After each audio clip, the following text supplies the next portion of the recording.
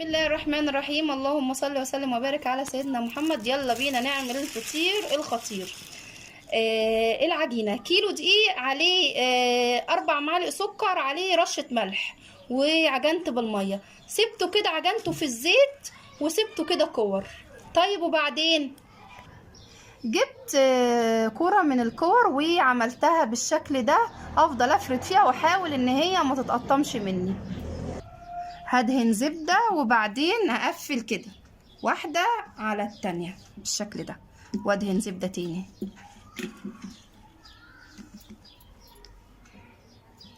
واقفل كده، وزبدة برضو كده.